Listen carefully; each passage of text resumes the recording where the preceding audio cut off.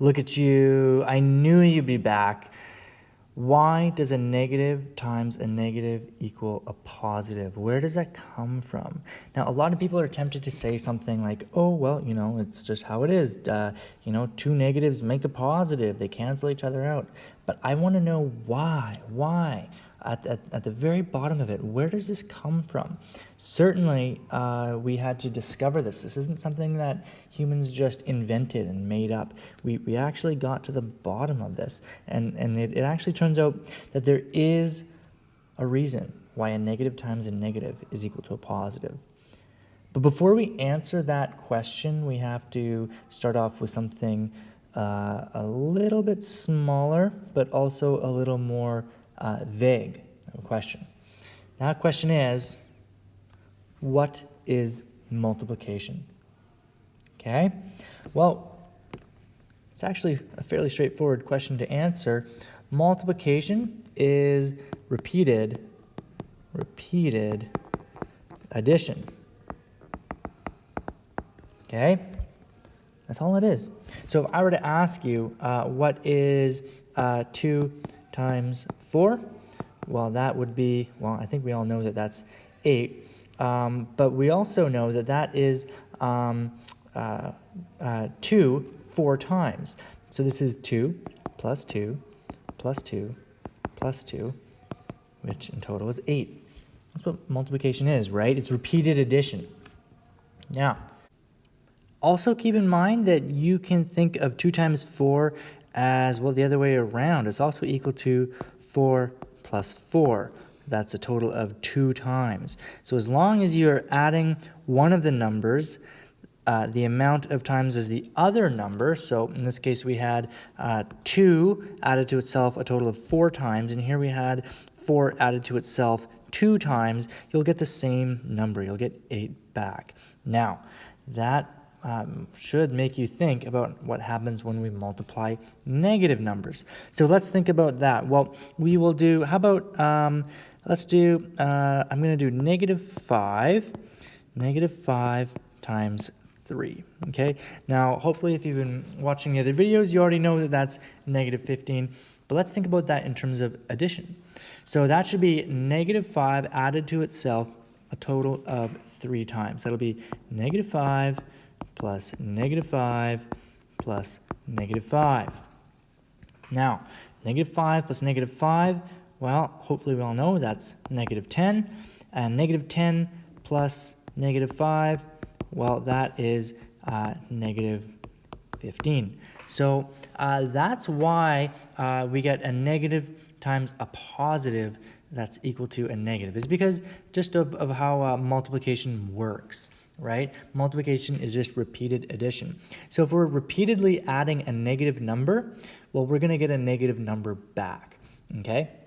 Now, using this logic, we're still not really able to figure out what happens when we do, I don't know, let's say negative 2 times negative 3. How do you write negative 2 a total of negative 3 times? It doesn't really make sense. So we have to use something called the distributive property, which we have taken a look at a number of times throughout the year.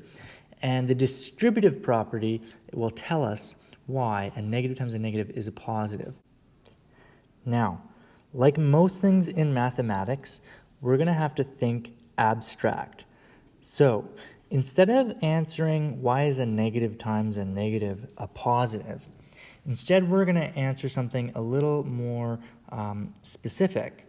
The question we're going to answer is, what is negative 1 times negative 1 equal to?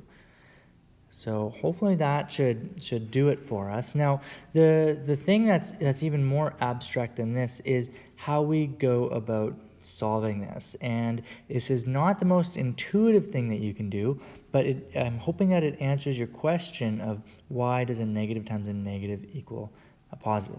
So the way we do it is the following. Now, this might come as a surprise, but what we're going to do is ask ourselves, what is negative 1 times 0 equal to? Well, I think that we should already know that, right? Negative 1 times 0 is 0. Anything times 0 is 0. So that part is easy. Now, here's where things get kind of fishy. I'm going to rewrite this equation, except instead of writing 0, I'm going to write 0 as something else. So I'm going to erase this 0, and I'm going to write it in red so that we know what we're replacing is the same thing as 0. So get this. I'm going to rewrite this whole thing, except instead of writing 0, I'm going to write 0 as -1 plus +1, right? Because -1 plus +1 is equal to 0, right? So I'm going to keep that in brackets, and we're multiplying this by -1, and we've still shown that this is equal to 0. So I'm hoping that you're still with me here. This is kind of a long proof, but it will answer the question that we have. So we've got -1 plus +1 right in here. This is the same thing as 0, right? So -1 times this red stuff is still 0, right? Okay, so now we're on to the next step. The next thing to do is to use the distributive property. Now, if you don't remember what the distributive property is it tells us what to do when we multiply something in brackets where there's a sum inside the brackets. So really what it means is that when we multiply this -1, we're actually going to multiply it by every single number inside those brackets. Okay, so this is what it's going to look like. So we are going to have, well, -1 times -1 over here. We'll have -1 times -1. And then we're going to add to that, well, -1 times +1. -1 times +1. Okay, and this is all still equal to 0. Okay, so just to review what we did in the last step is that we distributed this -1 here throughout the brackets. So we got -1 times -1 because we have a -1 here and a -1 here. And then we have a -1 times +1 because we have a -1 over here and a +1 over there. Okay, and that's all still equal to 0. Now, due to the last example, we know what a negative times a positive is, right? We saw that if you multiply a negative times a positive, well, it's just like adding that number to itself that many times. So I already know what this green underlined portion is. I know that that's equal to -1. So this portion right here in green is equal to -1. I'll leave that in brackets. And then this portion over here, we have -1 times -1, okay? And that's all equal to 0. Okay, so now we're getting somewhere. This -1 times -1, this is our goal. That's what we're trying to figure out what it's equal to, right? So this is kind of golden. This other portion right here in green, this we want to get rid of. So if we want to get rid of anything in algebra, we just add its opposite, right? So I'm going to do that. So here we got plus -1. That's the same thing as subtracting 1. So I'm going to rewrite this again. So I've got -1 times -1. And then instead of adding this -1, I'm just going to write -1. That's equal to 0. And now it's very obvious what I do. If you've been doing some algebra lately, you'll realize if I want to get rid of this -1, all I have to do is add 1 to both sides of the equation. So in yellow, I'll write +1, +1. So these will cancel out because I have -1 plus 1. -1 plus 1 is equal to 0. So I don't have to write it anymore. That's why that cancels out. And on this side, I've got 0 plus 1. So now I've got -1 times -1 is equal to +1. Okay, look at that.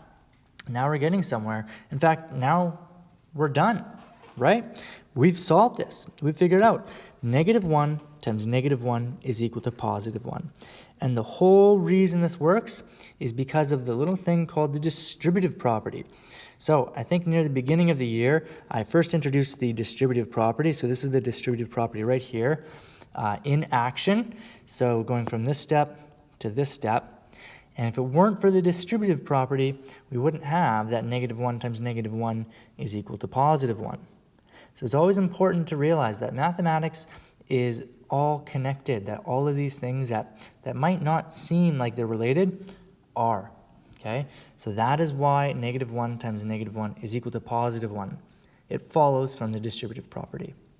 So way to go for watching this video. I know that it's very abstract. This isn't something that you quote unquote need to know for grade 8 or grade 7 math, but I think it's a really interesting thing, and most people don't know why a negative times a negative is a positive, and well, now you do. So thanks for watching, and I'll see you in the next video.